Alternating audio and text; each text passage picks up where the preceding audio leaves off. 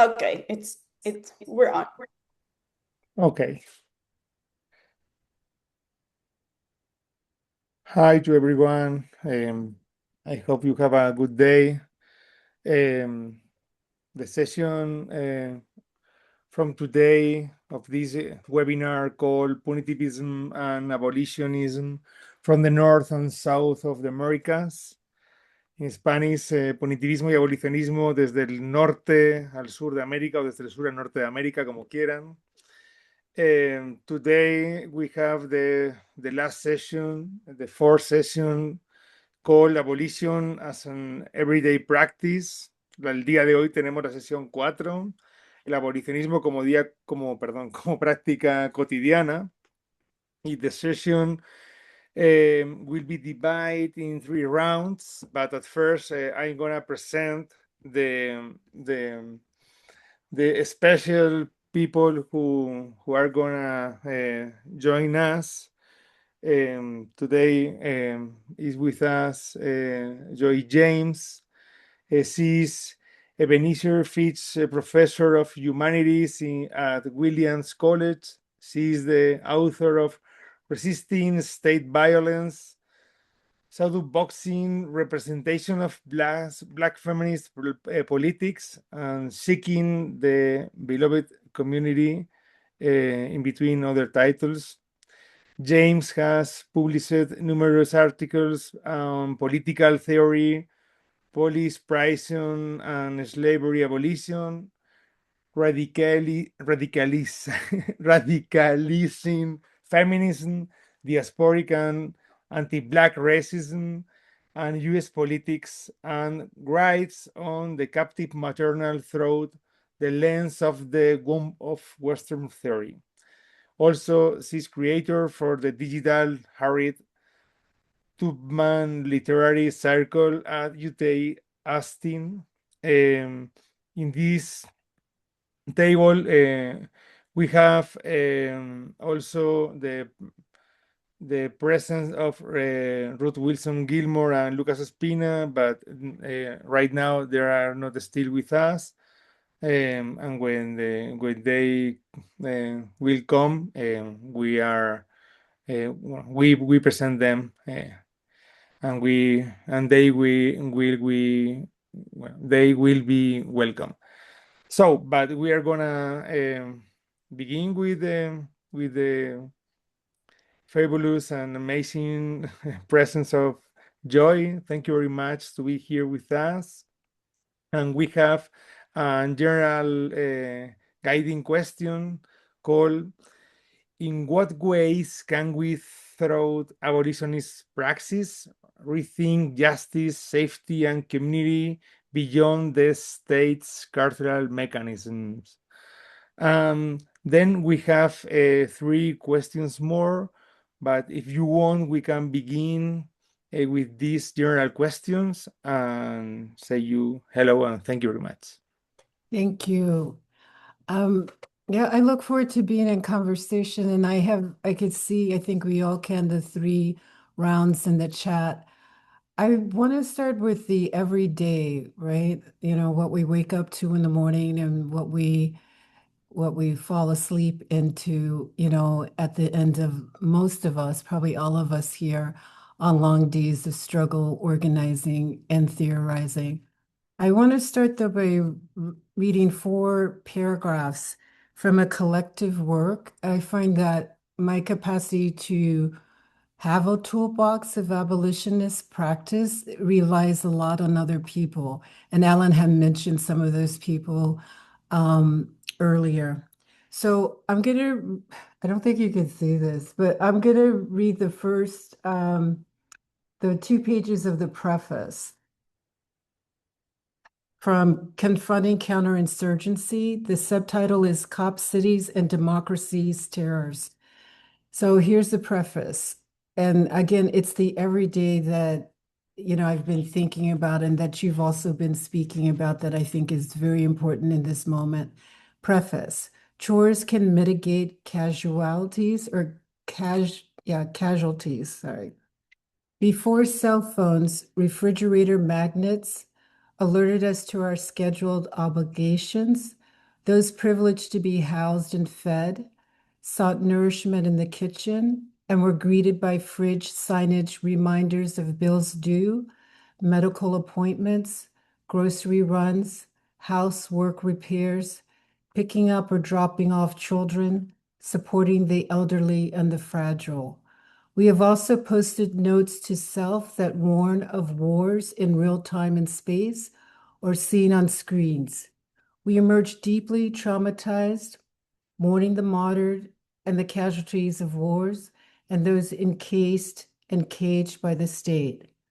Those who go forward to resist predatory warfare will integrate daily responsibilities into war resistance and myriad attempts to slow crawl a fascist state, one that cultivates cruelty and captivity to be embedded in U.S. democracy. Increasingly, our magnets align with weekly alphabets of resistance. Each day in the kitchen, so the mundane, right?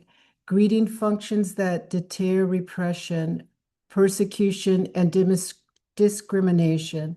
We see or imagine monsters mixing meth. And I note in parentheses, Hitler's Third Reich mass murderers were high, as was the Fuhrer, during that war. And we also resist their killing sprees. Monday through Sunday, fridge letters can help us to refocus on and not freak out about the state corporation's ultra-violent shedding of life. The meanings of our days and nights, the mundane, are calculated in the percentages of resistance written in shorthand rebel chores. Born in an apocalypse of enslavement and war, captive maternals constantly clean up others' messes, including leaky and moldy fridges, stepping into caretaking, protesting, movements, marronage, war resistance, and sanctuary building. We stabilize with abolitionism. We stabilize with structure for each and every day. M equals Monday, which equals monsters. T equals Tuesday, which equals terrors. W equals Wednesdays, which equals wars. TH or Thursday equals tribunals. F for Friday equals freedoms. S for Saturday equals struggles. S for Sunday equals sanctuaries. Laborers and warriors as resistors dedicate their calendar days to education, politics, spirituality, and abolition, all forms of liberation tutorials. Protesting in front of the fridge or in front of the police barricades, we dare to bridge the epicenter's surface politics in order to move towards the hypocenter's ground zero of revolutionary struggle.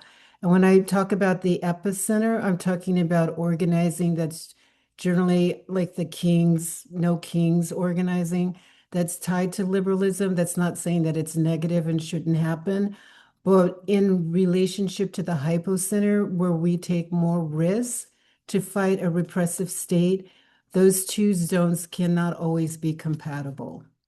So moving towards the close, POTUS's, presidents of the United States who radiate hedonistic horrors will always poison the fridge. Their Caligula vibes kill our rights, natural environments, freedoms, thus shortening various aspects of all of our lives. United States presidents weave an expansive counterinsurgency that stalks and undermines revolutionary struggles, decolonization, labor rights, and clean environments, as well as protections to the non-binary, trans, queer, woman/man, child, elderly, neurodiverse, the impoverished, and racially stigmatized. The daily attempts to evade a moldy fridge, an airtight coffin for ideological slime, and slow suffocation through liberalism, neoliberalism, conservatism, and neoconservatism enable the isms that slide into proto-fascism. Barbarity is indigestible, choking or vomiting on reactionary political leftovers. The compassionate and committed abolitionists demand healthy, fair, clean air, clean water, clean soil. This food fight is a battle for life that states and corporations have jeopardized, shortened, or stolen. Steered into an infectious petri dish, democracy will sink into a molded fridge. Thus, we are obligated to scrub or dismantle the poisonous incubators and the authoritarian motors that drive it. Hence, our communities will continue to scrutinize and double-check our calendars in order to schedule engagements that labor for and leverage abolitionism, revolutionaries, and all love that becomes stronger than the fear. So that was the preface that I just wanted to place out. Has been some of like the meditations that we've been talking about with the community, like how they're very mundane, like, waking up, feeding, children or taking the dog for the walk, cleaning the house, that the mundane melds or just fuses into resistance. But then the question, at least from some of the communities that I work with and talk about, the question becomes, how do we sustain ourselves, feed ourselves as abolitionists, spiritually, intellectually, politically, while also being hunted? And I can't answer that question, but that's kind of what we're all struggling with. Thank you very much, Joy. And from now, we want to incorporate, we want to invite to Dr. Quant and Dr. Alan Gomez to the conversation and say hello too. And maybe we can continue with these rounds, with the first that say, help us build a toolbox of abolitionist practice and knowledge for everyday life. Please share 2 ideas or forms of individual and collective action that you consider fundamental. So I don't know, maybe Dr. Alan or Dr. Kwan maybe can begin. You know that you have 10 minutes for each question. I would defer to my colleague, Dr. Gomez, to go first, so I have a moment to gather my thoughts, if that's okay.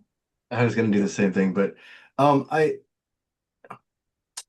we're all in spaces with people over time, right? And in some ways, there's an accumulation that has its consequence as the time passes between the spaces that we are in together, right? In our own communities and the work that we do, who we write letters with, what music we listen to, whose words we can't get out of our heads.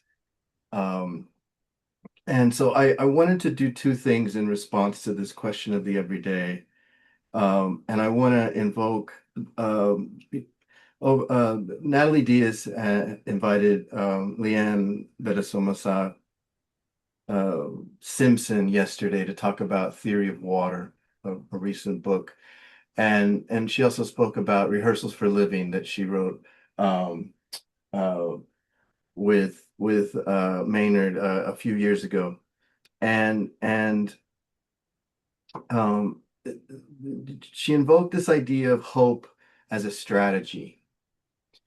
And I think really drawing from Linda D. White Smith's work, and in previous webinars, this has come up with kind of this idea of hope, and Jaleel and Dylan and Vicky Law had different sort of takes on it, but this idea of hope as strategy, and made me think, Joy, about captive maternal not as an identity but as a function, right? As an intentionality, and in some ways different types of engagement or the choice of disengagement with the state, right? And that there's it's not just one or the other or the third or the fourth and the fifth, it's their relationality, and how sometimes a person through one's life or during one day can move through all 5, right? And so in thinking about the everyday, in thinking about our inheritances, our genealogies, and then what we humbly, I hope, bequeath, I wanted to read the demands from the hunger strike at Perryville, the women's prison here that happened in February. And so to allow it to speak for itself in terms of what the everyday for incarcerated people at a women's prison name for themselves what abolition and freedom as a practice, not freedom as an inheritance of the Western sort of philosophical tradition, means and meant to these folks. There were a handful of folks that kind of were the main organizers, and at one point there were upward of 200 people participating in this hunger strike that was a response to, which is often the case, violence from the state against incarcerated bodies. So hunger strike Perryville 2/20/2026. Until these polite requests are honored, free people can find these requests on unnaturallife.com. 1. The implementation of an external oversight committee. 2. An abolitionist prisoner on each unit of every ADCERR complex voted in by the population to report to the oversight committee.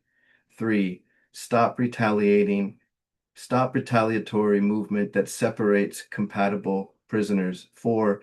Implementation of prisoner care system that allows us to help elderly or ADA prisoners with non-medical tasks.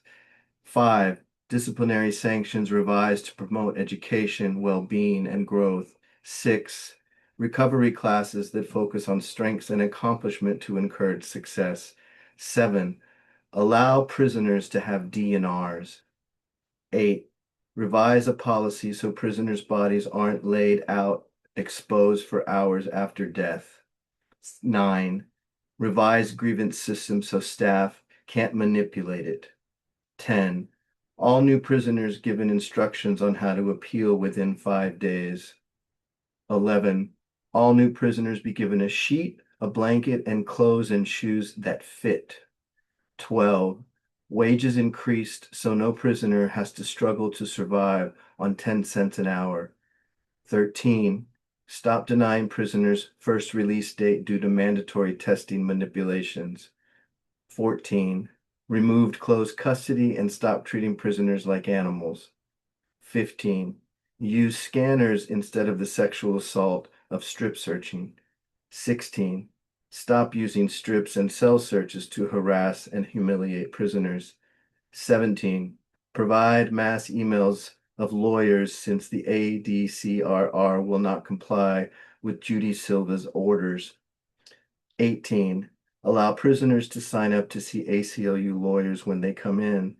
19. Allow lifers equal job and education opportunities and stop calling lifers a quote waste of space. 20. Create a platform for public to see how much money ADCRR makes from private corporations using prisoners for slave labor annually. 21. Literature, articles, lawyers, professors, instructors permitted that who will teach us why the spirit of slavery is still acceptable in America and a way forward without society caging and enslaving humans. So there's so many echoes of the past struggles in those demands, and they are in some ways the most basic things that are necessary to live a dignified life.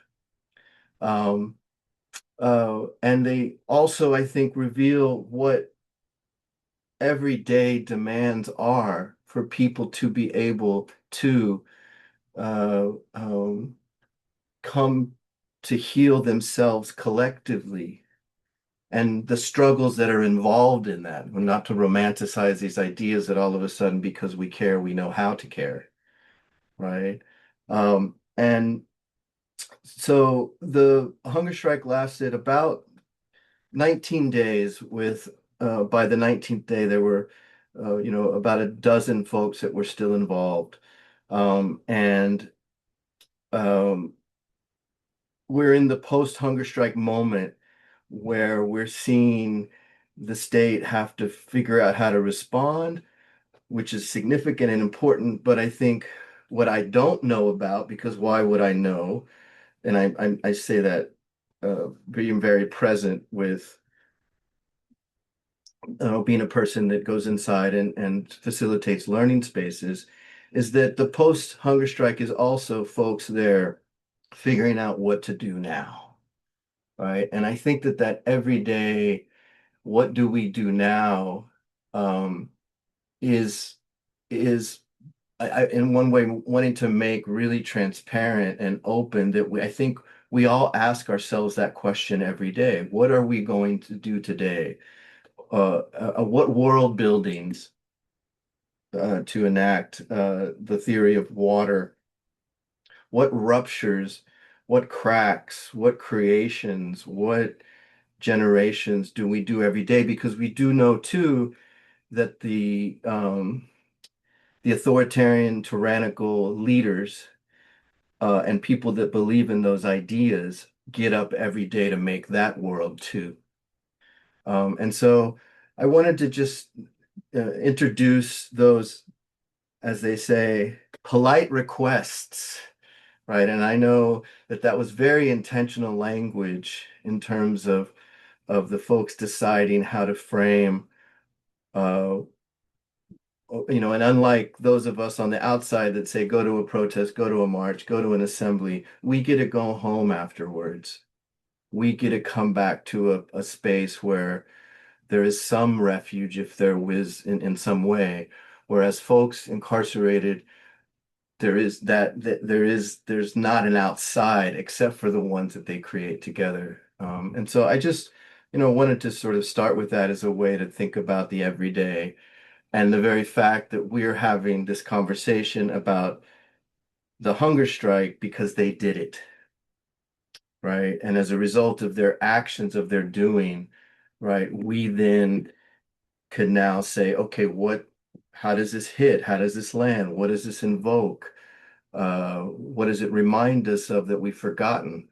What horizon does it open up that sometimes perhaps, and Joy, the academic abolitionist can cloud over that horizon as we tell ourselves that only the intellectual labor about meaning making is the most significant versus recognizing that it's in the doing that we make another tomorrow, together. So.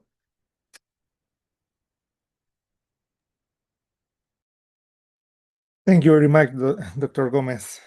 Dr. Kwan, if you want. Thank you, and thank you, Alan, for giving me a minute to kind of sit with both what you have shared and what Joy share. I have to say it's always a privilege to be in conversation with these two. And of course, I want to also, again, thank Nadia and Pablo for doing a lot of the heavy lifting to create these conversations, to put us in conversations. And for me, it's always a privilege to do so. I got chills and goosebumps listening to Joy's urging, and to understand that when we come into a new day, unless we are literally firstborn, we have so many everydays that came before us, right? And so this is the context that Joy was giving us, born in an apocalypse of enslavement and war, right? So that's the context. And so we come to our mornings, dawns, even middle of the night, with knowledge, with skills, with misgivings, and with errors, judgment, action, and so on and so forth. And I think to survive this time and other times, I think is extraordinarily important to not assume that we are firstborn every day, however hopeful, however seductive that hope might be, because it's lovely to be a newborn. Everybody stare at you, you know, ooh, even if you look like a little toad, they think you're beautiful, right? I mean, there's a kind of grace that you give to the newborn that those of us, particularly those of us who have already are marked as criminal, as different, as deviant, are never extend that blessing, that grace. Does that make sense? And so we come to dawn and our morning with knowledge and dreams and even nightmares.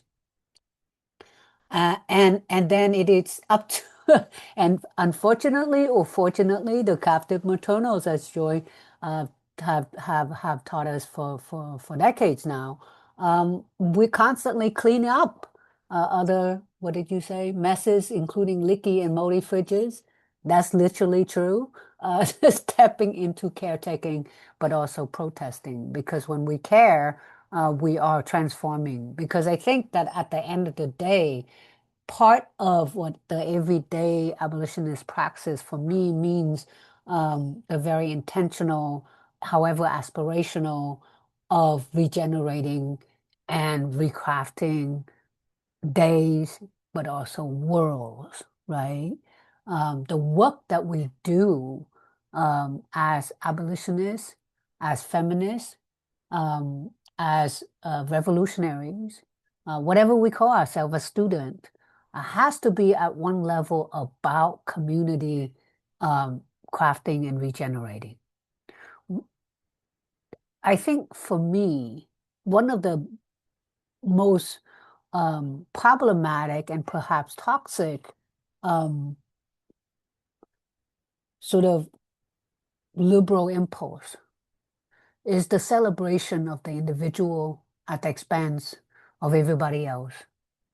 And so life could be free, freedom could be real or whatever, at the expense of everyone around, so that no one else can have life with dignity, so that a few individual can continue a life of exploitation and extraction and violence.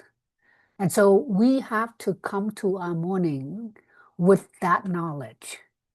This, I mean, certainly some of the most compelling narrative of both resistance and of abolitionism, including feminist abolition feminism, is the urgency for us to never lose sight of the global capitalist system, right?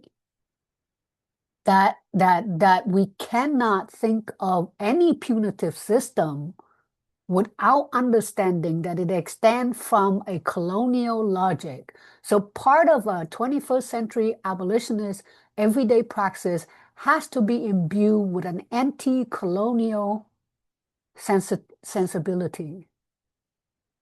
So long as we continue to have settler colonialism, so long as we continue to have colonial relations, cultural or otherwise, we will continue a system that is so destructive that the only way out for many is a kind of nihilistic, right, dialectical nihilism or not. So if in fact we are invested in abolition as and you know, I have argued that abolition feminism is an ethical living praxis, then we have to take on the very things that Joy has delineated in the preface. And I think it's so fitting that you went first, Joy, because it should be a preface for all of us to think about. And that is what I think part of the rehearsal for living is, and rehearsal for liberation is. So what does that mean? In part, it means for us to think about living with dignity and in solidarity is to think about the system that produces violence and death every day. And that in that system, justice is whatever the powerful say it is. right? Justice is whatever that is profitable. And so we have to have a whole different understanding and practice of what justice is. And so however difficult and however nimby-nimby that we think this is, we have to talk about what transformative justice look like every day. It's not enough to talk about how do we move beyond punitism. But part of abolition is it forces us to think about the practical, what does transformative justice actually look like? And so then we go to the prisoners, we go to their friends, and they are actually very practical. Now that doesn't mean that the prisoner has all the answer, because we know, Fanon taught us a long time ago, that the oppressed don't always have the most humane, visionary response to violence and everything else. The oppressed can make really decent oppressors. We're learning that. I mean, we've been learning that. We've been living with it. Seriously. So part of that means is that we have to have that wisdom, that insight of how our very, and I really very much appreciate the conversation that we had in the last webinar, how much we are complicit in this machinery of violence, right? And so I think in many ways, I think about these sort of, some people are referring to what's going on right now as a kind of imperial overreach, right? Bombing Yemen, bombing Venezuela, bombing Iran, and letting essentially Israel does whatever it wants to do, right? So, but this is what, in many ways, imperial adventures looks like. These are manifestation of a dying imperial dream. And it's vicious, it's deadly. And what we have on the other side, as Arundhati Roy pointed, is the rest of the world, everybody. We be many, they be few. So what that means is that we can't, as the folks pointed out very clearly last couple weeks ago, we are not going to be outgunned. We are not going to be out capital, right? Because a few people have more money than corporations, never mind God, okay? And nations. So what that means is we have to rely on the very thing that make us human. Love, friendship, creativity, community, worlds. The things don't build civilizations. We do. So that's what I'll leave it there, because I really think that at the end of the day, if we don't ask the basic question, what does waking up and cleaning out the refrigerator look like, and what's on, all of that stuff? How do we deal with the moldy stuff? How do we deal with the toxins in our water, in our air, in our relationship? We are not going to get there from here. Thank you. Thank you very much, Dr. Kwan. Joy, if you want. Thank you all. I mean, this is like nourishment, but it's also a challenge at the same time, right? Because you're asking all the right questions. And maybe this is more me than anybody else, but I still feel that hesitancy, if that makes sense. Like,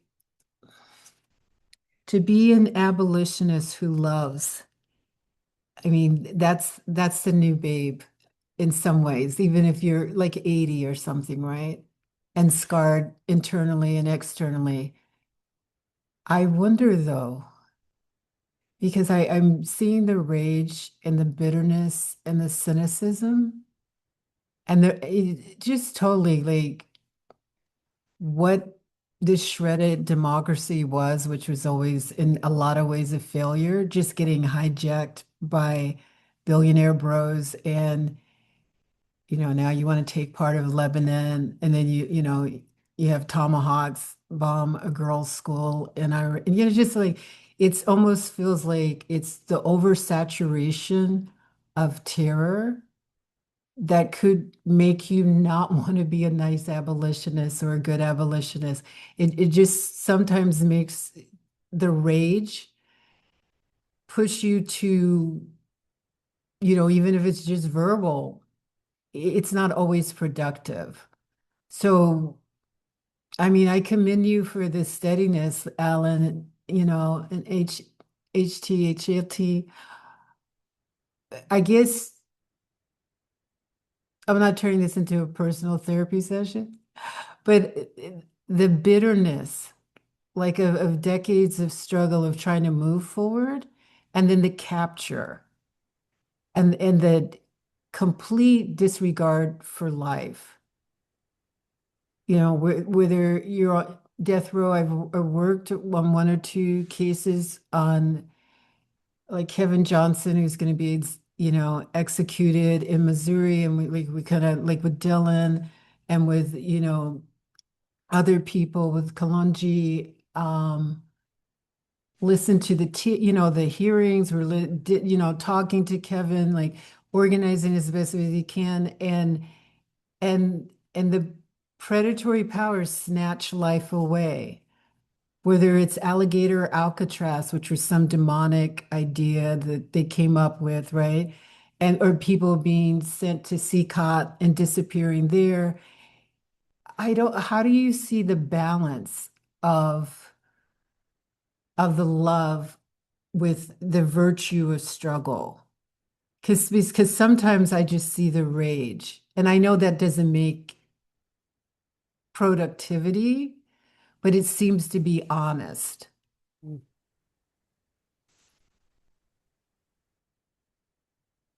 May I respond? Yes, of course. No, that is a really good question. Because we keep thinking that this moment is extraordinary because of the saturation of terror, of violence, and of cruelty and meanness, right? And then each time, because it was permissible the last time, this time is worse, right? And I think that this is why, at one level, however we respond, we have to respond, because you can't really, I mean, we learned this, and not to be cliche about it, you can't really appease the fascists. It's just going to get worse. And they are very creative at their destructions that they announced to us a long time ago, right? That's what neoliberal doctrine is, right? Creative destruction. And this is what it looks like. And it will continue to get worse unless we actually do something. But your comment about rage, I found myself, since we're talking about everyday stuff, right? And I found myself checking in with some of my friends who are a little bit older than me, and I'm old already, right? So I've been very fortunate all my life in the sense that I have older siblings and I have older friends, sometimes as 3-4 decades older even, right? And I found myself in the last several years, not just the last 15 months, it's been going for a while. I found myself reminding myself that I need to reach out to them. I need to have these conversations, daily conversation or weekly or monthly or whatever. And, do I call them because I need them in my life because I don't think I can keep this going, right? Or I call them because I feel almost like guilty. Like I feel really guilty. Like somehow our generation screwed up because they have put their freaking lives on the line for us for decades after decades after decades. And in their twilight year, we're making it worse for them, right? At one level. I don't know what it is. I think it's both. And that's a very honest, I think, for me to confront that feeling, because it can be and it adds fuel to my rage. And I'm not going to deny that I don't have rage. But I also think that if you are not raging in this moment or the last moment in the last however many years, I don't know that you are actually paying attention. I mean, I feel like at one level, one of those contexts that you were talking about is in fact rage. Why shouldn't we be outraged? This is what they are telling us, is that we have to be unhuman, that we have to sanction all of the things that make us a killing machine, not human. We are supposed to be terrible to the planet. We're supposed to be terrible to our neighbors. We're supposed to be terrible to anybody who's different from us. If we are not outraged, I'm not sure. Now, how do we deal with that? I think that's where you were trying to make us think about, Joy. And that's not an easy question. I don't think there's one way. And especially if we are talking about every day, I feel like, as you said, part of that day, it's going to have to focus on some protesting, some caretaking, some loving, some revolutionary activity. Maybe we shouldn't be talking about. But the point is, we have to allow ourselves that range of action and imagination. Again, remember, the other side is creative, is resourceful, and they have the will to totally annihilate. I mean, I think it's only fair and practical. Thank you, Dr. Kwan.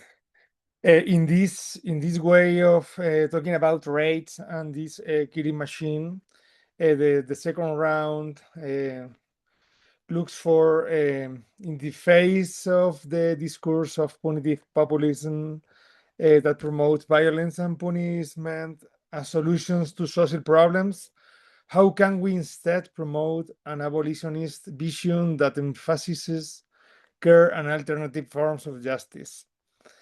And we say hello to Lucas Ospina. He's joined us. Hello, Lucas. Hola, Lucas.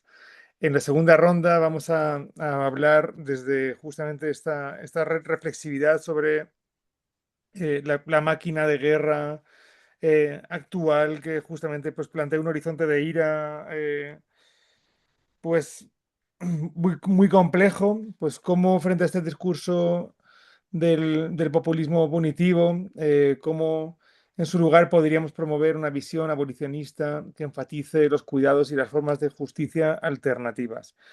Si quieres, Lucas, empezamos contigo esta segunda ronda y bienvenido. Okay. Hola, hi. Sorry about being late, but I have a problem with the schedule. It appears at 1 p.m., not now, but now, yeah. Yes, it's a very broad question. I only can, in my experience, that is going to prisons during the last 10 years, and with a university class, and understanding that the prisons are just an extension of the campus, of the university campus. And instead of going there and simply do 2 or 3 things, and then after the workshop taking a picture and present results, what we do is that we use a space there as a classroom, and simply we help to produce like a creative zine with a specific group of persons who are there, and help them on a project that they have. For instance, we worked like 6 years with a theater group, and we were just the producers and the public, the audience for their plays. And sometimes if we didn't go to the jail, they wouldn't let them come out to rehearse. So we were just the excuse, we were just like the umbrella for that thing to happen. And my point sometimes is that, for instance, I just brought the word that Dr. Kwan mentioned, that is imagination, and I like that a lot, that word, because in art is a word that is used a lot on lower levels of education, on high schools and kindergartens, but it's a word that is not used at the university, especially in art. Sometimes in university we talk more about conceptual art, but we don't talk about imagination.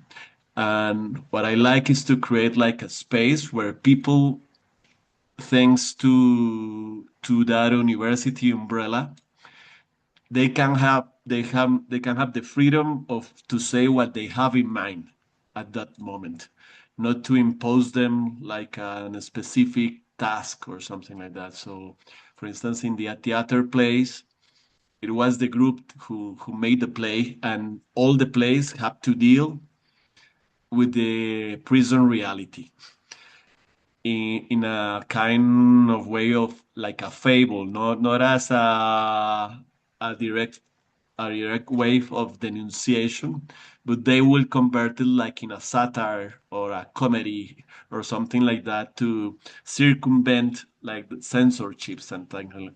And since it was produced by the university, the institution of the jail have to accept it, because it has like a kind of seal of approval from us.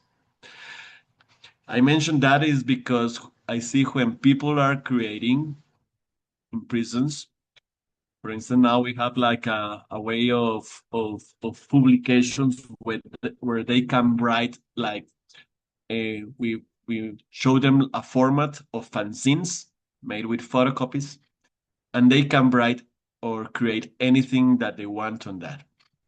And the response that we receive is that they like that format and that way of working, because usually they, even on the creative side, they have to follow strict orders, or they cannot address their reality. And they like this way of working because they can say the things that they have in mind. And they say that when they are doing that, for instance, when an actor in a prison is acting, or when somebody in a prison is writing, in that moment that person is free. And that sense of freedom is really important to protect it. Even, for instance, on the fanzines, we have a rule that at the end they are allowed not to show it to anybody.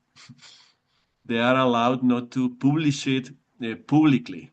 They are allowed to simply do 2 or 3 copies just for them, or for people that they want to give it out.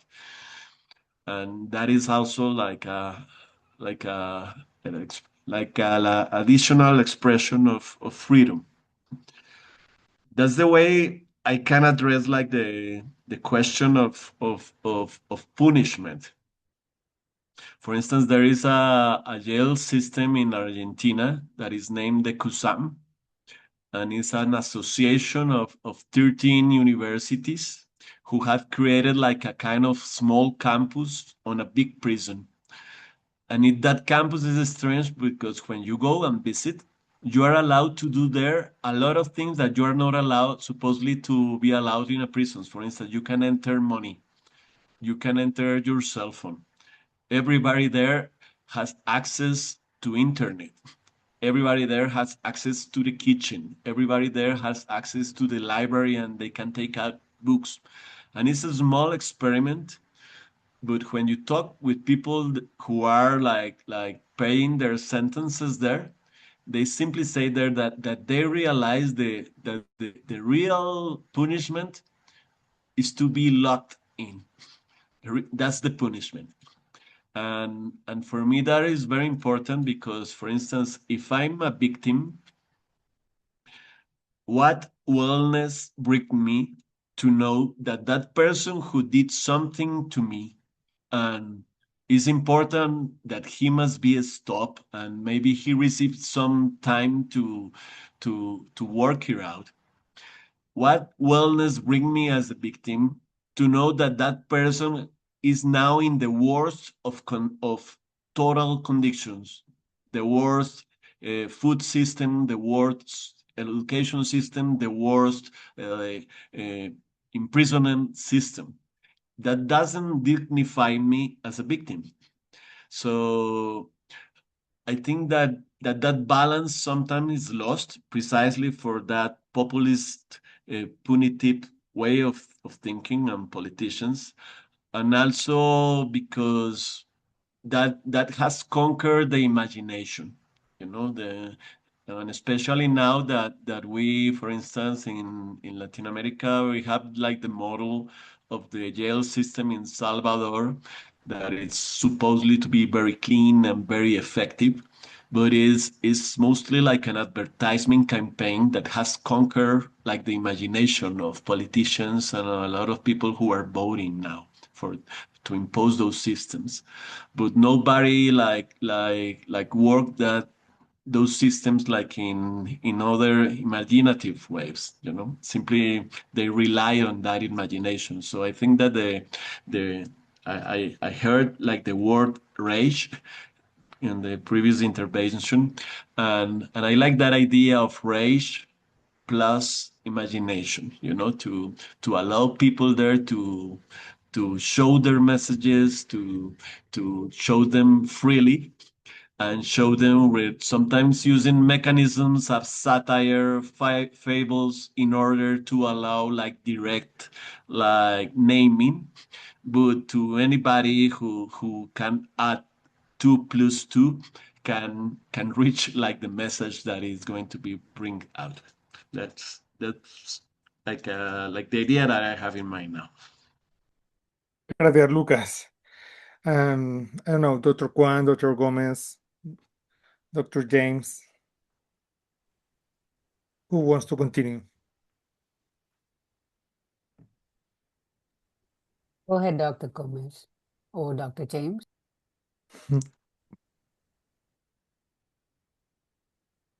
I was thinking about the role of the artist. I think at least what I'm seeing, like when you mention like rage and imagination together, right?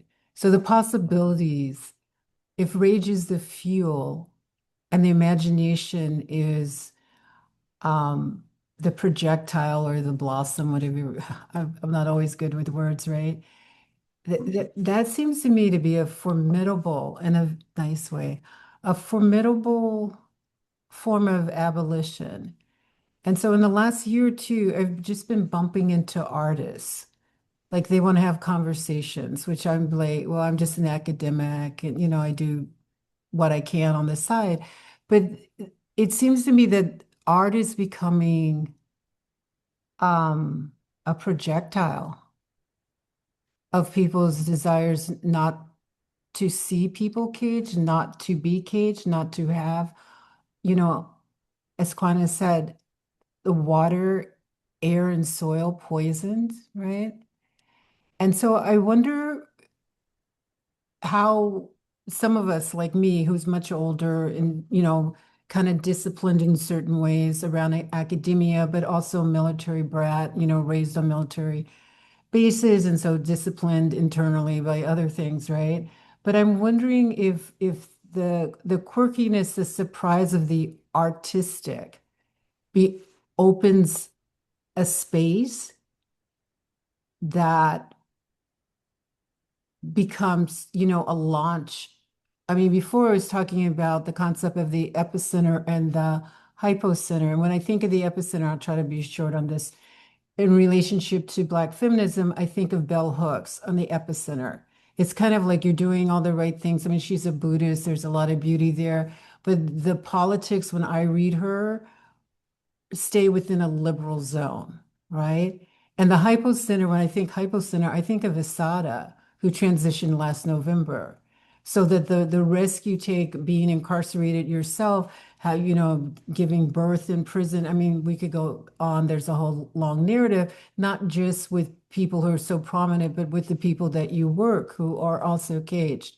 So if that portal of art imagination is increasingly linked to abolition, I think then we're moving closer to the hypocenter, not the conventional. And if you read me or don't read me, I'm pretty critical sometimes, not trying to bash people, but pretty critical of the way that sometimes abolition gets rolled out and somehow it gets captured, like through funding or nonprofits or whatever.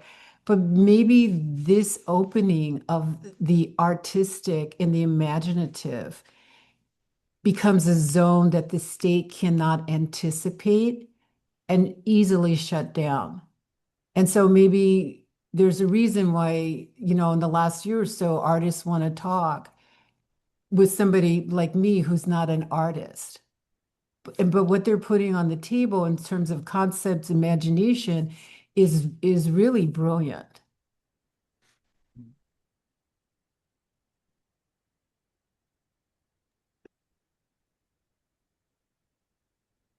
Yeah, I think, speaking as someone who is also a filmmaker, and so I think it's I obviously I think the cultural work is really important. It's critical to radical transformation. I do think that I think Joy is right, in part because so much of art now is a business. Not only that, it is a speculative business, which we know what that means. That means that the actual value of a thing has little resemblance or connection to the thing itself. It's really important that we understand that we are living within a context of hyper speculative financialism. And so from sports to art, everything is an object of speculation and wealth accumulation and hoarding.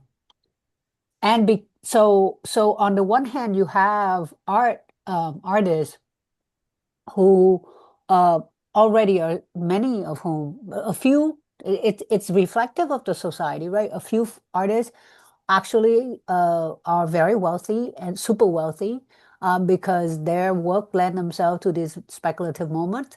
And the rest of the artist community struggle to survive in some way, living a very precarious, even more precarious life than what you call traditional jobs or traditional way of earning a living. So I think that there are in many ways the kind of there is a lot of opportunism, and I'm saying this, like I said, with a lot of pain, because I think as an artist, with a lot of opportunism and a lot of seduction around the proximity of affluence. What makes it very difficult is that we know, and we see this through different moments in history, be it blaxploitation or Boys in the Hood or hip hop or rap. We know that the artwork can be sold, can be exchanged, and we are and it's never we should never underestimate the fact that we're living in an age of propaganda, hyper, sort of AI generated deepfakes and all of that stuff. What that means is that there are a set of skills. There are a set of skills that are that lends itself to oppression and ruling in a way that other skills don't. Let's be very clear about this. For fascism to be consumable, they need a whole class of people, and that includes scholars, intellectuals, but also artists and technicians, to build an unreality that is palatable for consumption, for hyper-consumption. If we don't understand the logic of capitalism and profit around the political economy of emotion, because that's what we traffic in, emotions, affective imagination. Those things are just as deadly in a fascist regime as it is in a neoliberal, whatever, electro-democratic regime, whatever you want to call it. So I'm very wary of artists who essentially front a kind of a liberal, humanist, kind of tolerant narrative and sell their ware, because that's the kind of weapons that is very effective in counterinsurgency. And that comes in the form of theater, music, poetry, all, and I know that that does not make me very popular in some circle, but I do think that just like we have to have that hard conversation about what does practical transformative justice look like? How do we practice it without harming ourselves and others? That is, how do we minimize the violence, not harming? But similarly, what is our relationship as an artist to the front line, for the lack of a better word? Because remember, I think we understand sort of Mao and Cabral and Che's understanding of revolutionary art. But I think that we are in a moment in which both human and judgment are being offloaded. And so it is a very weird and scary moment for me as an artist. Yes, I point with you that we have to suspect about arts and the solutions that arts offer us, like maybe like a palliative initiative, no, like a palliative movement, and it is very, very complex. So, Dr. Gomez, would you like to say something? Yes, briefly. I mean, I want to sort of honor the organizing and time that went into thinking about these webinars themselves. And for me to think about the circulation of struggles contemporarily and historically across borders, and particularly from our own genealogies that we inherit from different continental struggles, right? And Dr. Kwan, signaling certain genealogies and the names that you identified, as well as Dr. James, the names that you identified, right? And particularly, for me personally, in terms of Latin America, and very specifically the Zapatistas in Mexico. But I wanted to signal this, and I said this at the previous webinar, in the new NACLA, there's an essay by Cristian Duran titled Imprisoning Nations, Incarceration and Imperialism in Chile and the United States. And it's talking about political prisoners, particular Mapuche political prisoners in Chile, but the long history of the role that unfreedom in prison has played in political theorizing. Not just political prisoners that were targeted for elimination in the various dictatorships in Latin America, but like, what does it mean to consider George Jackson's reminder that fascism was always present, not that it was imminent, and that his situatedness, right? And how that situatedness impacted how he named something very specifically. And so thinking about, and this essay, it's noteworthy in terms of emphasizing that kind of, within the political prisoner movement in the United States, when Jericho emerges, and this question about what is a political prisoner, right? And what does it mean to be imprisoned and then be politicized once incarcerated, right? What does it mean to recognize that if the goal of the authoritarian tyrannical leaders and those persons who aspire to reproducing that authoritarian tyrannicalness, that maybe aren't leaders, but orient themselves toward that and agree with it, from where are we drawing? And maybe this is a simple formulation, drawing the historical examples that animate our tomorrow. And that, so I think of Captive Maternal, and I think of Orisame Burton's work, Tip of the Spear, and how he takes in some ways those 5 elements, stages of captive maternal, and it's a story. You have to tell a story. Captive maternal is also a story, a series of stories that I think provokes us to ask how understanding captive maternal in the present, but also thinking about those functions in the past, such that there always had to be somebody near the door on the plantation to open it, right? And the trust that had to be there, right? And maybe folks didn't like each other, right? But the trust that had to be there. And I'm thinking of the, I'm going to go back to confronting counterinsurgency and the discussion with Ashanti Alston and Mohammed Abdu and talking about moving from resistance to liberation, right? And what is that language? What does that language do? What is the affect of that language? What does in the years of being adjacent to so many brilliant people, I've come to challenge and think about all the words that we use, in the research and engagement with contemporary anti-prison movements, all the categories we use in the social science and the humanities, from participation, research and struggle, change, abolition, solidarity, time, questions of geography and experience. These categories have very specific meanings in the writings of incarcerated people. What does urgency, patience and discipline mean in this context? How is possibility cultivated and guarded in a place where hope is spoken alternately in whispers and shouts?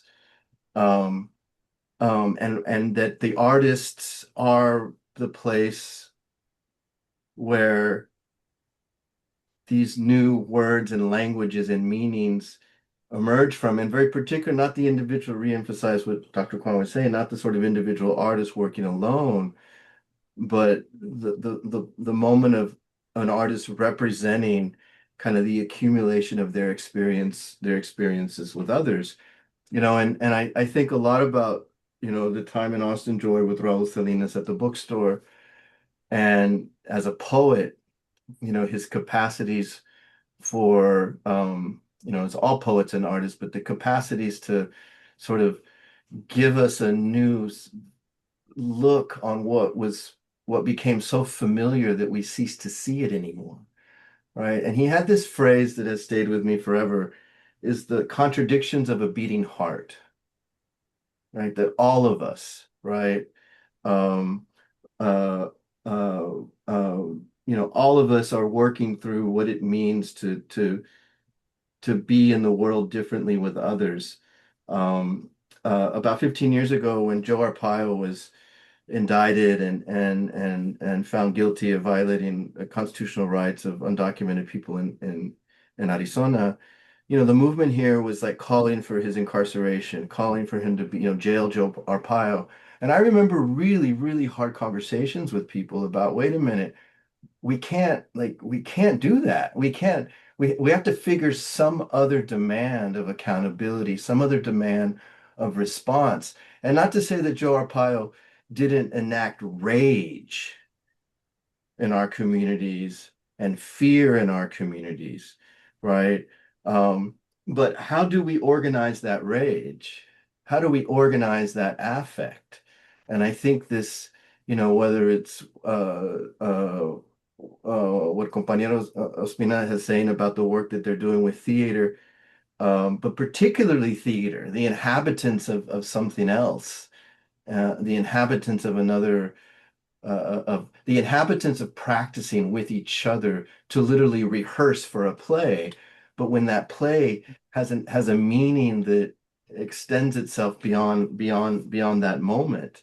And so, like, moving from resistance to liberation, like, that's a statement that whoever hears it has to take it on themselves for what that meaning may mean in their life. And so I want to just read something really short and I want to signal Virginia Grice, Your Healing is Killing Me, where it's a one-person play that's really talking a little bit about her work with Maroon Schultz, with Russell Maroon Schultz, and with Fred Ho, certainly before his passing. And she's kind of having a critique of this self-care. And this is, she wrote this 10 years ago, but a critique of self-care as it being sort of gets commodified, individualized, and becomes like, okay, well, do I have the right yoga pants, right? And not to say that yoga is not significant, right? I don't want to say that, right? But this is something that I wrote at the very end of her piece that came out of frustration in political movements with the simplistic move to commodify struggles inside representationally, right? To sort of take it and be like, oh, let me write a grant to get this thing because I can represent these ideas that are emerging from spaces and freedom. Cataloging and planning, conjunctural analysis, the Aikido of saying, is that so? In this age of culpability, who builds the platform? Who stands on the stage? Whose imaginary is behind the doing? And how can that imaginary be collective and convivial? What do agreements make possible? How do we unlearn vengeance? How do we become soldiers in a war for care? What convivial tools do we retrofit today to condition the possibility of something else? How are these not new questions? And how does the language of war open and limit? And I end with that because a conversation that is circulated across these different webinars and invoking Chile and the MIR and kind of that long, not only in Chile, but across Latin America, of those long histories of anti-fascist struggles. And thinking about my comrades from Pakistan that I've known for 2 decades that were already teaching us how to survive fascism in their context and what it meant to listen to them closely, right? And that in these webinars and in conversations, the framing of it's a war is very distinct from the framing of a liberal reformist possibility of like changing some laws and some policies. But also thinking in a language of war, that rage, can, without the artist and without the imagination, can sometimes take us into places that we don't want to be at and in. So Dr. Kwan's, many films, but also Joy, all of the recent publications that, as you noted before, were collective. And I want to offer that not just the brilliant artwork, but that form itself is an artistic creative form, right? That representing those podcasts and conversations as such, allowing the sort of creative theorizations that are based in practices to be accessible, I want to offer is that artistic form of organizing theory, right? So. Thank you very much, Dr. Gomez. The third round, maybe it's a little bit redundant, but we have the possibility to go deeper in this way of what role does narrative and communication play in the struggle against punitive populism and in favor of abolitionism, and how can we use it to change public opinion and promote more justice policies. La tercera ronda quizás es un poco redundante, pero pues nos sirve para profundizar sobre cuál es el papel que juega la narrativa y la comunicación en la lucha contra el populismo punitivo y a favor del abolicionismo y cómo podemos utilizarla para cambiar la opinión pública y promover políticas más justas. Pensando quizá en eso, en ejemplos concretos, en materiales concretos, audiovisuales, que hayan sido pues, generados a este propósito, pues, como, pues, justamente para poner en discusión pues, un régimen visual donde pues, cuando prendemos los medios de comunicación, el populismo punitivo hace pop, o sea, hace pop-up solo, ¿no? O sea, como está todo el tiempo como mostrándose, está todo el tiempo como queriendo imponerse, ¿no? Who wants to begin?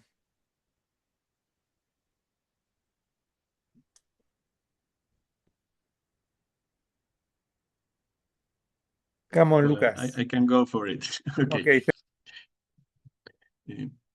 Okay. I agree with Dr. Wang when she says that, and Pablo also said that we have to be also también very aware or how we deal with art, no? Because for instance, advertisement is is like art plus money, but it's art. So how we deal with art in this context or in this arena. There is an interview where somebody questions a film director as Jean-Luc Godard, and the interviewer asked him, Mr. Godard, do you make political films? And his answer was more or less, I don't know, but I do my films politically, you know. And I always like that answer because it it doesn't go like into the specification of the problem. It doesn't go into the category, but it goes into the making. And into the making is where you can differentiate. And and and for instance, how is the problem of the credits when you do something?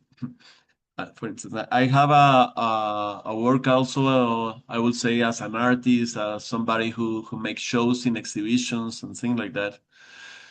But I will never use the things that we do in prisons in order to make a show of my own, you know. I and when sometimes we make films with the persons there, or we make books, or we make theater plays, I try to put the logo of the university the smallest way possible, you know, and I try to have all the credits really right, and to leave our credits really to the minimum possible instance in order to allow that thing simply to move freely, you know, and to don't intervene there, and to not to allow to the institutions really to use it more extensively in their contents, or changing really the focus of the play in order to make the thing like an advertisement for the for the for the play. I can leave here like on the links. This is like it's on the web page of the project that we have, and this was like a film that the theater group of the prison made, and they started to make really like a short documentary, and that thing began to grow up until they make really a long film, and they edited the whole film. We simply give like the equipments. We simply found like the theater to show the film, and then the play. We simply do the graphic design proposals, and they approve it.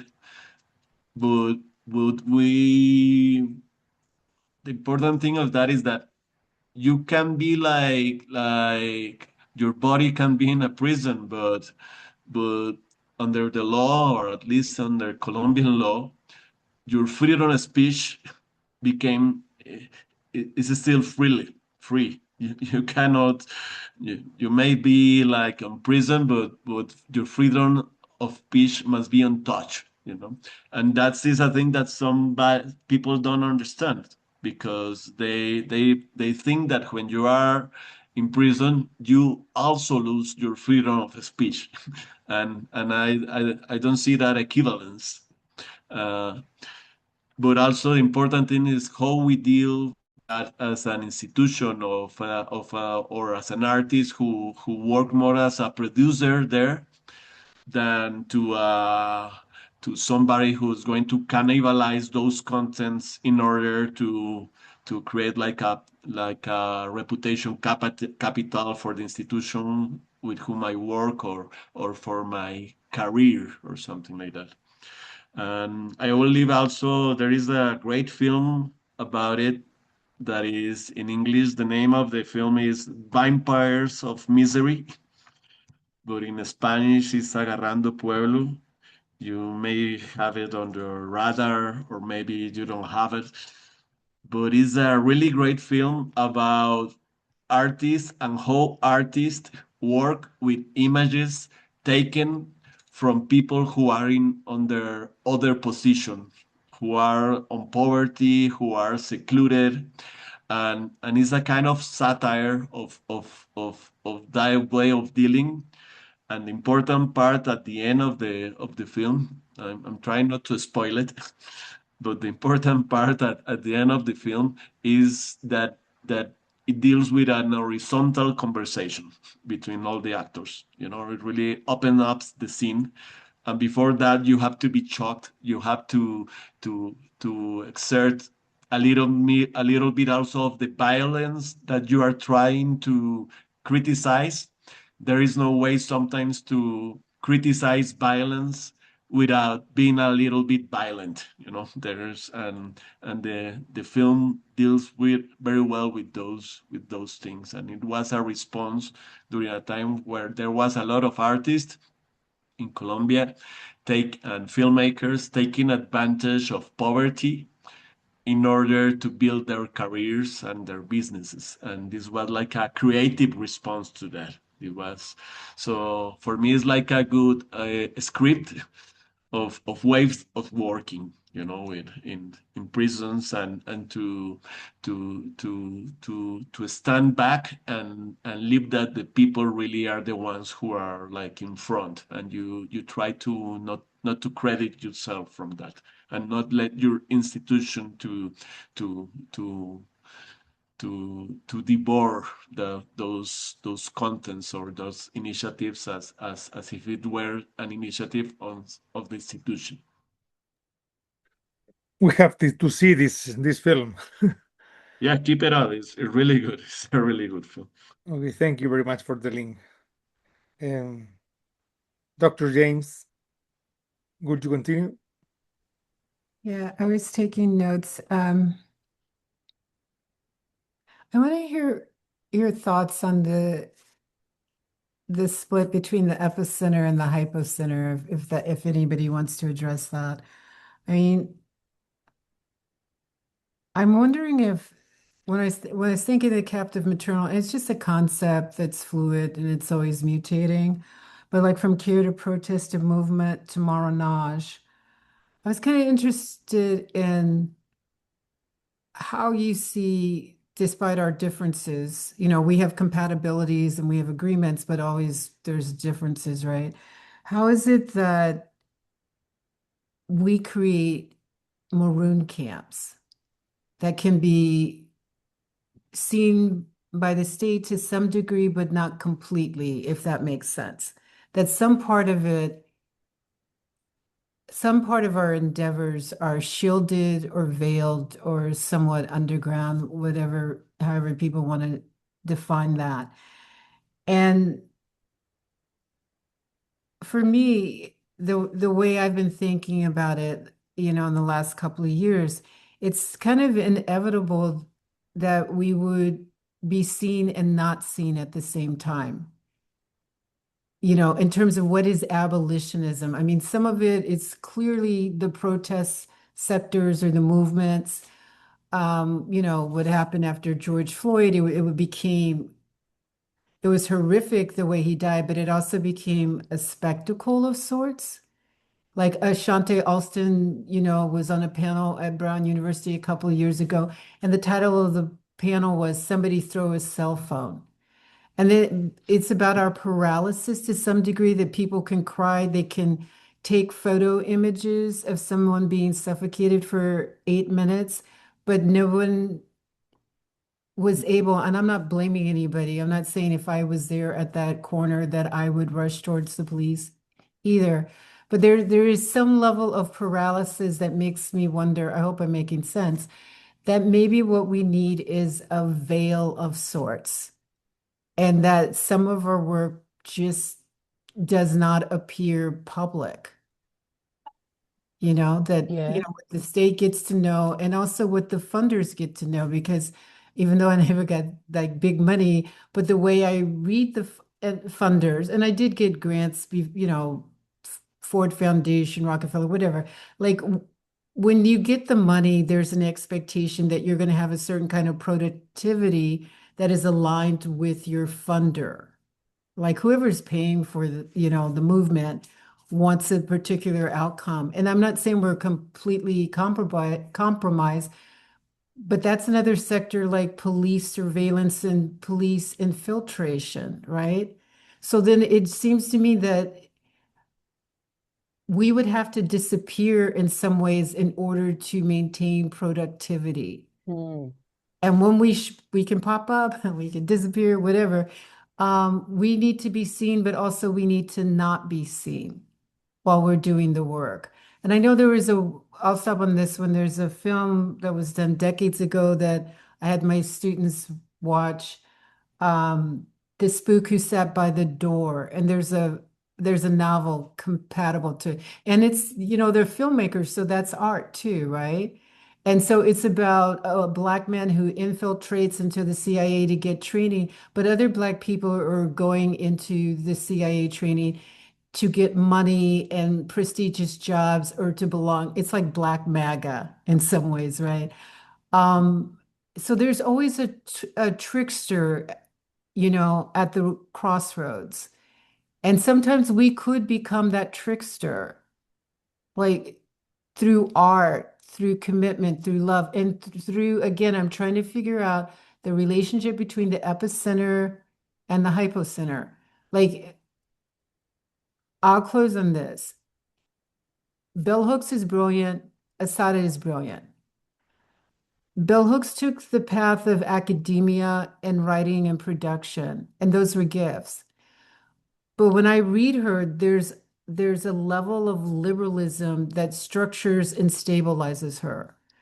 Asada took risks beyond most people would do, and Sekou actually helped break her out along with Silvio Berardini. Sylvia did 20 years, Sekou did 33 years being tortured. And hopefully, truly not every movement we do has that kind of horror, but every movement we do is stalked by horror. So I wonder then, when do we get to disappear and then reappear and know the timing of it? You don't ask easy questions. Yeah, I can't answer them. Uh, can I say something? I think the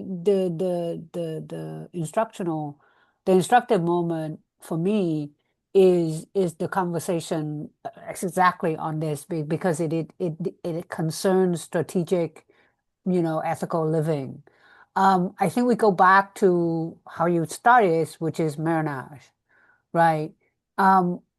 There was this brilliant book that published a couple of years ago. It wasn't that long ago, by the name of the scholar Simone Brown, called Surveillance, and she writes about surveillance, right? So you are so right that we are both at one level invisible and hyper visible.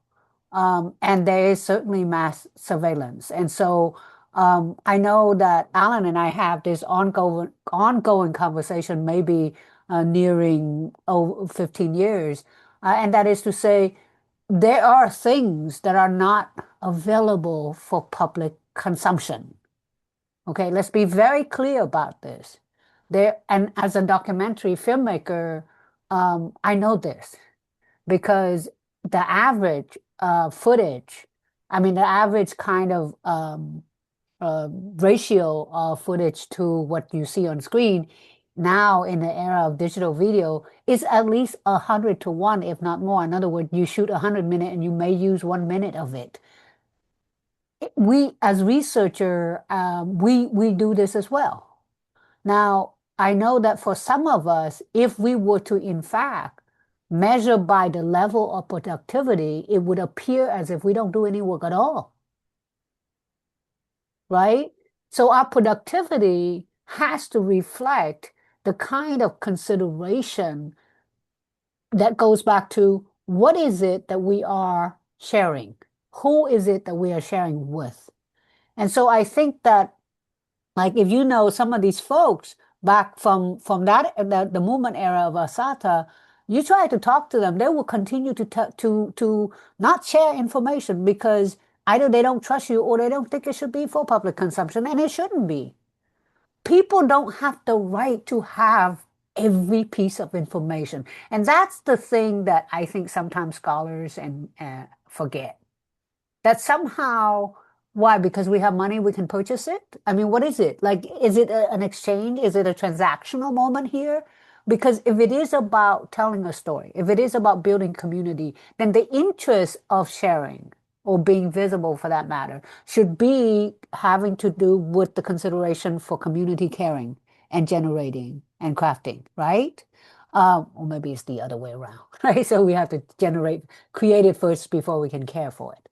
But my point simply is that I think that we could learn a lot from the people who have resisted against violence and oppression at every turn, be the anti-fascist resistor or the anti-slave plantation resistors. They knew when to show themselves and they knew when to hide themselves. I mean, that's what I took away from Simone Brown anyway, right? I think that a lot of time, some of us become hyper visible. And I think that, like I said before, the seduction of the proximity, and not even seduction of power or affluence, just the proximity to power and affluence, the promise of power and affluence is so seductive that sometimes we forget why we're in this business in the first place. And so again, we go back to our ethical praxis, our daily quotidian, what does it look like to be a abolitionist feminist, right? What does that look like for us? I think that's what we need to guide us. Otherwise, because I don't think it serves anyone's interest for many people to be that visible to begin with. Understand that we are living at a time where every protest you go to, there are, drones, they are undercover, they are visible. They're sending multiple statements. Yes, they show up in force in uniform because they want to terrorize us. They want to be seen, but they are also unseen. They're tracking our location. They're doing all sorts of things. But even our school directors, our deans, our provosts, our university presidents have a way of having access to everything that we do, including our laptops that we use from the university. And so I'm not saying everyone should be as paranoid as I am, obviously. I am saying that this is a very important conversation about what it means to smuggle, what it means to live in to have fugitive thought or exist in fugitivity, metaphorically or otherwise. Because let's face it, a large part of our community now are living without sunlight, cannot afford to be visible, and they would be killed or disappear if they are. And so being in the center or off center or out of center, we still have to remember for those who are in the trenches, they can't afford to be visible. So then what does it mean for us to be visible?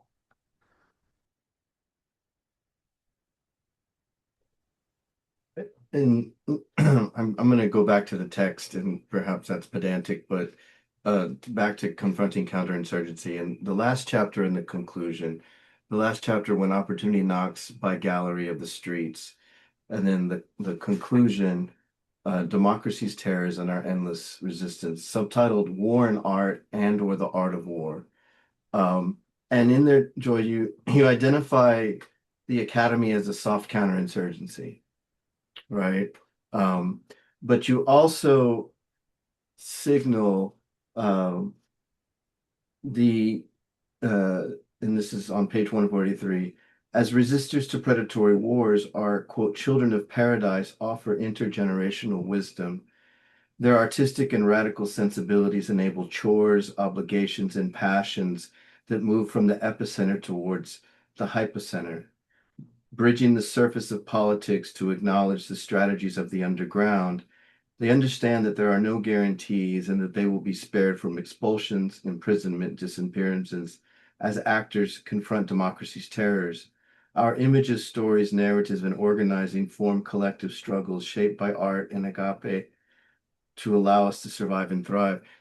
And so quickly, because I want to put this back to you all, but when you say maroon camps, I think about them as sometimes mobile and sometimes temporary, right? And that we're constantly trying to create a more expansive, continuous maroon camp, but sometimes they are temporary. In prison, sometimes they're on the field, they're by the picnic table, they're in the prayer room, right? And elsewhere that we don't know, and as you all are both saying, we don't need to know, and we should examine our curiosity of our desire to know, right? You know, another provocative sort of intervention is this notion of capture, that capture understood in a logic of war, that people are captured and taken from us. And Taiwo takes this and talks about elite capture, but I've been thinking a lot about self-capture. And what does the academy as a self-counterinsurgency demand of us to capture ourselves, right? And then to benefit from writing through that self-capture as sort of this liberal consummation of guilt and like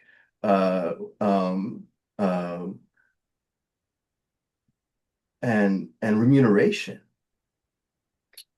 right? And I think, you know, this is why I think your trenchant necessary engagement with the critique of academic abolition is, as we are on a panel, right, trying to use these terms of order that is Zoom, and as HQ has identified, entirely surveilled, you know, working through this real time.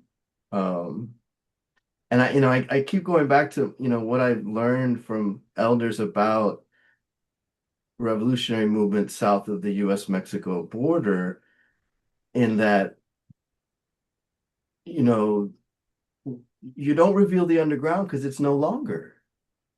Its revelation all of a sudden makes it no longer underground. So also, how do we tactically create things that we can reveal? And I think that in some ways the art, that artistic process, there's so much in there that we will never know about how it affects people that are engaged in that, right? And I think this is what Lucas was talking about in terms of like these moments of less unfreedom, I would say. So.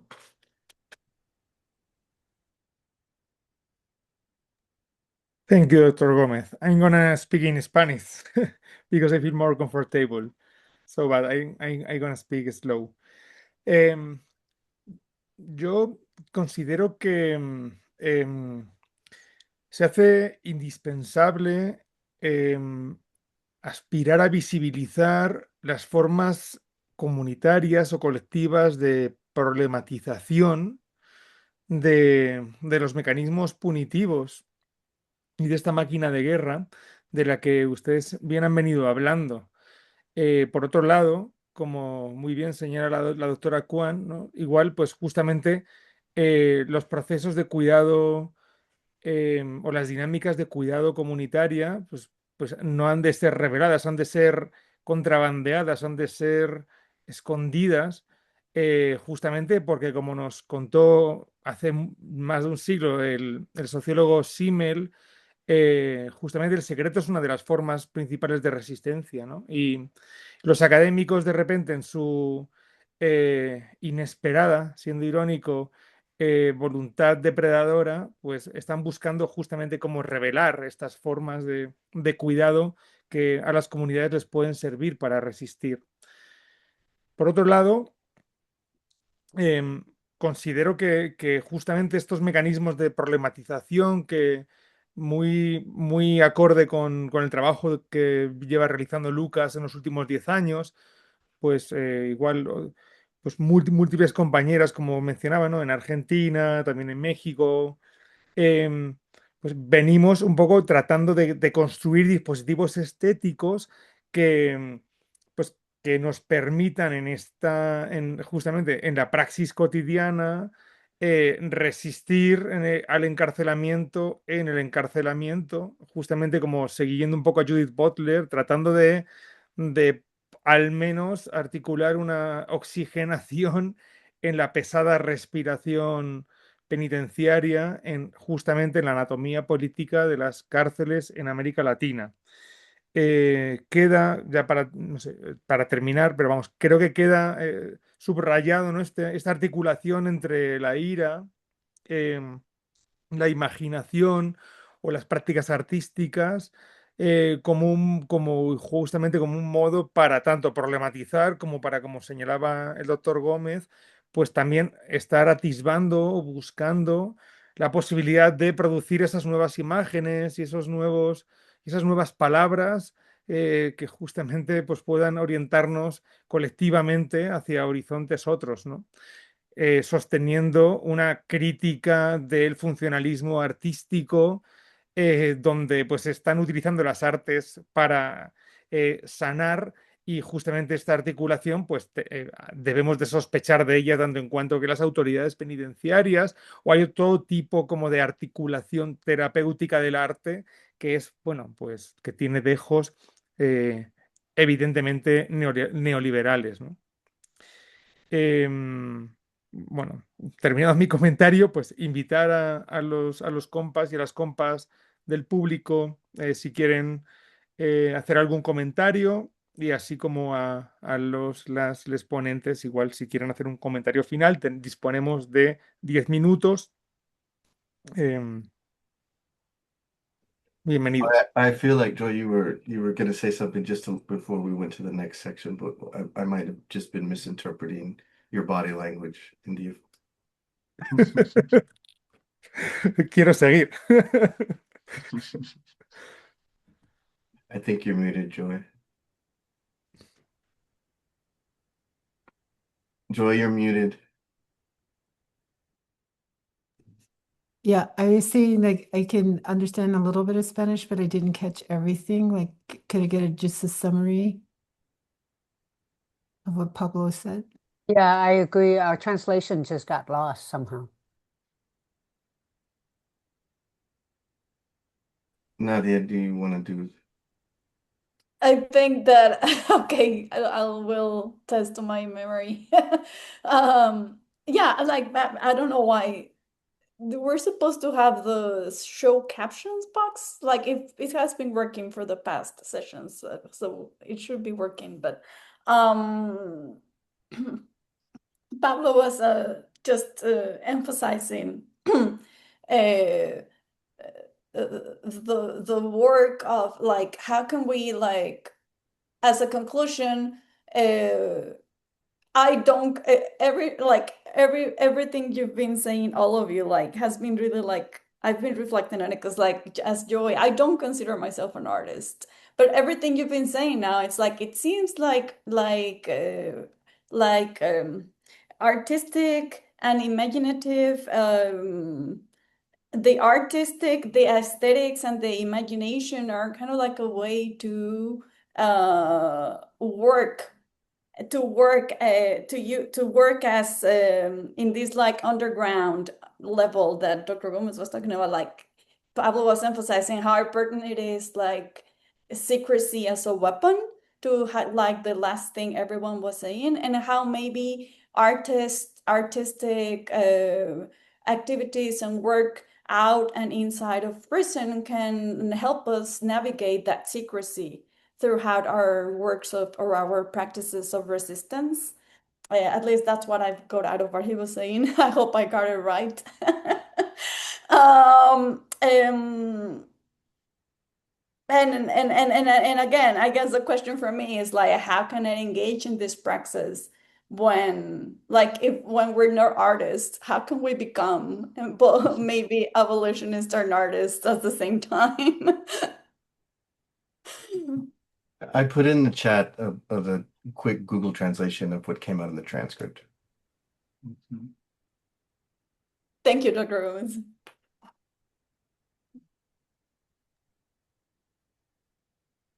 And we have, yeah, like I think we still have 10 minutes. Just for everyone who's still here, thank you. You can, I believe you're able to activate your microphone and ask, or you can also write in the chat. Pueden escribir en el chat, pueden activar su micrófono para hacer una pregunta.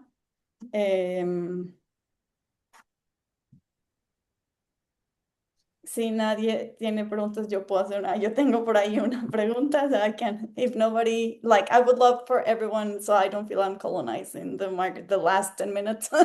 But like, if everyone has a question, I would love for you to ask. Si alguien tiene pregunta, pero si no, yo por ahí desde hace rato le decía a Pablo, quiero hacer una pregunta. You're welcome. Come on, Nadia. Go on. Okay, so yesterday, well, Monday, like this week has been amazing for me in terms of, ironically, learning, reading, reflecting in a convivial way about resistance and abolition I was to enjoy this before the session, in very capitalistic settings as the university Zoom in this case. So very ironic and paradoxically. But as Dr. Gomez mentioned, Leanne Simpson, one of the authors from Rehearsals for Living, was or is, I don't know when she's living, but she was giving a talk yesterday on Monday at ASU. And so me and one of my colleagues who I see are here connected, thank you, we were there. And yesterday, they talked about not Leanne specifically, but Natalie Diaz, who I believe is the director of correct me because I just met her yesterday. So she's like the director of the Borderlands department, I think. She concluded the talk with Leanne saying, hope has to be a strategy in order to work. And my question for you, and sorry if I'm being repetitive for our audience, I asked the same question in our last session with Dylan Rodriguez and Jaleel. But my question for you would be, because up until yesterday, I never thought of hope as a strategy. I thought of hope as an affect that, at least for me, keeps me going in a time of fascism and war. But then, how do you see hope as a strategy alongside rage and imagination? That would be my question. Because up until today, thanks to you, I've never thought of rage and imagination como una mancuerna, I don't know how to say that in together, like working together. So. Well, yeah. I mean, I respect hope. Hope respects me. Mostly I talk about agape. I don't talk about hope. And it could be that I'm a former seminarian. I worked with James Cone, Cornell West, Dolores Williams decades ago. I believe in the spirit. I mean, there's one interview with Rebecca Wilcox, and she's talking about Jonathan Jackson, the 17-year-old being slain. The prison guards shot up everybody. Marin County, August 20, 1970, I believe. I think it was August 20. And then a year later, George Jackson would be killed by prison guards, and then Attica would flame up. But I think in different ways, we all have connections to spirituality.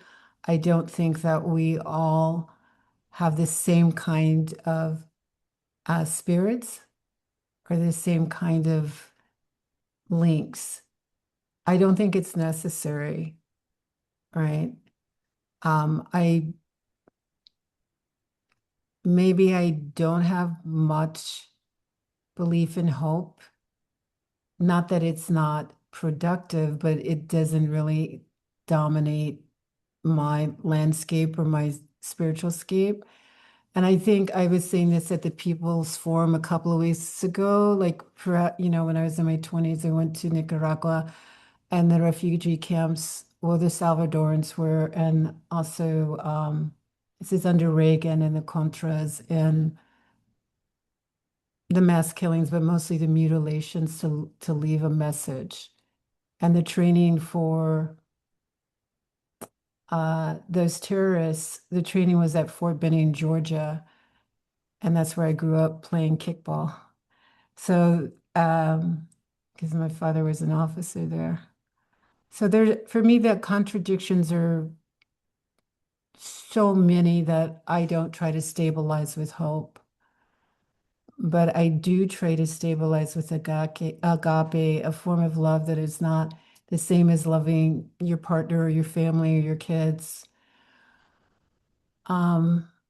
It's a love that accepts the cost of loving for freedom and resistance. And that works for some people, probably doesn't work for others, or hope works for others, which is fine. I still think that we can knit something together, whatever the spirits are that guide us and keep us steady.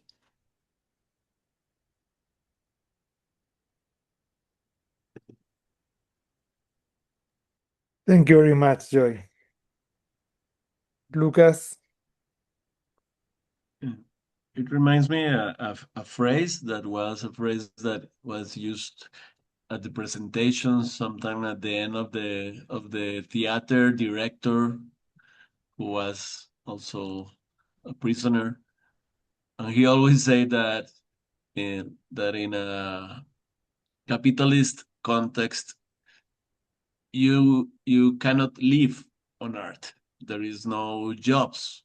There is a very shortage of jobs in order to live from art on market terms.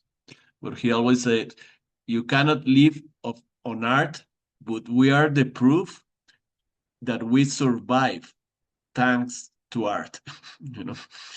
And he makes that difference there. And it was a very, once you see it in context, once you see it as a phrase used in front of an audience, sometimes there were institutional people there, people from the Department of Justice, the director of the jail. But it was, for me, it has a lot of resonance, that phrase, that they survive the prison system thanks to art, even if nothing else matches in it. Even if once they are outside, they even cannot be actors anymore because they have to survive in all kinds of jobs. And for instance, like a month ago, one of them who is a very good actor and a very good writer, he was expelled from after looking like for 5 years as a teacher in a high school because families knew that he had been at jail, and even if he's a great teacher, they kick him out of the school by bullying him in social networks and things like that. And so the school decided to expel him. But he keeps writing, he keeps like acting when the group reunites, and sometimes they make plays. But is that kind of idea, that for that way of seeing art, capitalism, of course, that it exists, but but you are not a prisoner of it, even if doesn't allow you to do it more often. But sometimes in prisons really can create like an umbrella, and like we say, like a secret umbrella where nobody else is watching, where people are playing, writing, where that production goes again there. You make the social thing, you take the pictures, but you know that the thing already happened, that the process, that is the party on art, that is the process, really has happened there. The rest is just a picture, it's just a justification to the system. But what we do there is simply to protect that area, that creative area. And I have learned that not only in prisons but also in the university. Sometimes when you put art in a university, you are forced to think too much, to be too rational, to justify what you cannot measure. So you have to invent a lot of strategies in order to protect what is important, to keep that secret going on. And for me, that's the joy of the thing. But you always have to keep it really clear, because you can be confused on the process. I always like to say that more fiction has been written on Excel than on Word. So you create a lot of Excels to justify your thing, and now it's easier because you use the machine to create the Excel, to create the proposal, to create the justification. But that thing protects the working. That thing protects the process. That thing protects everything else. And for me, that's the key of the thing. Thank you very much, Dr. Gomez, Dr. Kwan. One last word. I'll just be quick. I like hope. I think life is a lot more than the physical material thing. So I do think that there's some spirit out there, and I don't know enough. I'm not smart enough to figure it out. So I just have faith. So faith's good. But mostly I have faith and hope in not ideas so much, but people. Like I believe that we have almost a kind of a human kind of impulse to resist against injustices and unfreedom. And so because of that, I have to have hope. I have to just self-rationalization here, to continue in some way. And this is where I think it's a practical kind of form of living praxis, where we have to be able to get up every day and continue the work that we think matter, not on the terms of capital or the state or violence. I think this is why I go back to Cabral again and again, right? Claim no lies, tell no lies, claim no easy victory. But also we need to think about committing class suicide. We need to think about how cultural, we have to return to the source, that it is our imagination. It is the interior where totalitarian regime have the most difficult time controlling and dominating. And so, but it can't be done as an individual. It has to be done as a collective, as a community, as many world. So that's how I would leave it. Thank you very much. Yeah, we ended the last webinar, and I'm going to respectful time to be finished quickly. With a question, and I saw Dylan just popped up. And the question was, where do you find gentleness and kindness in your work, right? And I didn't ask the question about hope on purpose, but Jaleel actually responded to that question, talking about hope, and then Vicky did as well, and then Dylan did as well, and gave us a really provocative kind of engagement with not necessarily why he's anti-hope, but similar to Joy, I think what you were saying about like where our genealogies lead us to the language that represents the feeling that we have about what's possible, right? And I think, I like the discussion about hope when it comes up, not necessarily hope itself, but what that provocation does for us thinking through other ways of representing why it is we get up in the morning and hold hands with the other otters so that we don't float away in the river, right? And I when you said spirit and agape, I thought of, Can't Jail the Spirit, those biographies of political prisoners, right, that comes out of the movement to support folks that are in solitary confinement that were put in there because of their political activities. And so I like what happens when we ask that question about hope that makes us perhaps be very more specific and intentional about naming, like not using the A word anymore, abolition. What does it actually mean to do it? Or as Dylan provocatively said, now that the liberals have got a hold of the F word, well, how do we, fascism, right? How do we think through, and I think this is Dr. Kwan's book also, how do we think through more capaciously what goes into authoritarian tyranny without the analog to Europe in terms of our reference for fascism? So I would just say, reiterate one more time, I love the discussion of what happens when we talk about what hope may or may not mean in our lives. Thank you very much, Dr. Gomez. So we have finished to this last and fourth session called Abolition as an Everyday Practice. Thank you very much for everyone, and see you soon. Thank you.